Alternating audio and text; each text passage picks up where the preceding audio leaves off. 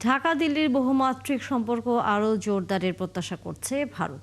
শুক্রবার দেশটির পররাষ্ট্র মন্ত্রণালয়ের সাপ্তাহিক ব্রিফিংয়ে এমন আশাবাদ জানান মুখপাত্র রণধীর জয়সওয়াল।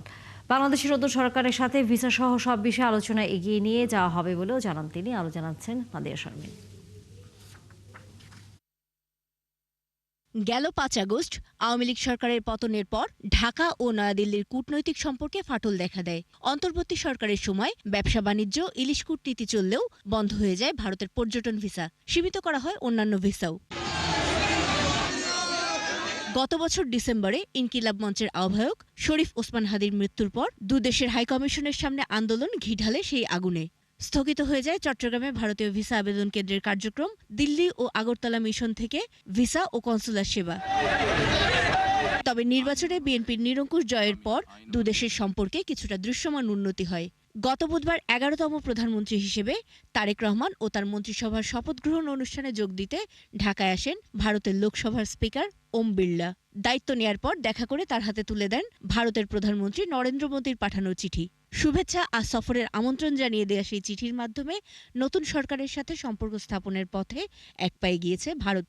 শুক্রবার ভারতের পররাষ্ট্র মন্ত্রণালয়ের সাপ্তাহিক ব্রিফিংয়ে সাংবাদিকদের প্রশ্নের জবাবে এমন ইঙ্গিতই দিলেন মুখপাত্র রণধীর জয়সওয়াল। ওই চিঠিতে একটি গণতান্ত্রিক, প্রগতিশীল ও অন্তর্ভুক্তমূলক বাংলাদেশকে সমর্থন করার প্রতি ভারতের অঙ্গীকার পূর্ণ ব্যক্ত করা হয়েছে।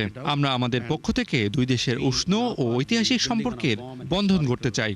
আমরা সামনে বাংলাদেশের সাথে বহুমাত্রিক দ্বিপক্ষীয় সম্পর্ক আরও শক্তিশালী করতে চাই। কাজেই আমরা নতুন সরকারের সাথে আলোচনায় যুক্ত হতে চাই এবং বিষয়গুলোকে সামনে এগিয়ে নিতে চাই।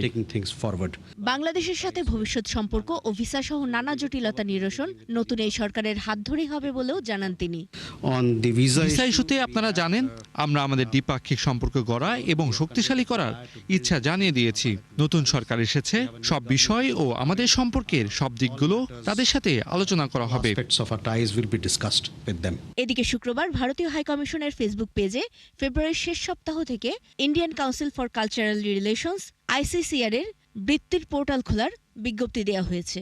নয়াদিল্লি সহ সব মিশন থেকে ভারতীয়দের জন্য ভিসা কার্যক্রম আবারও চালু হয়েছে বলে নিশ্চিত করেছেন সেখানে নিযুক্ত বাংলাদেশের হাইকমিশনার রিয়াজ হামিদুল্লাহ। নাদিয়া শারমিন, ৭১, ঢাকা।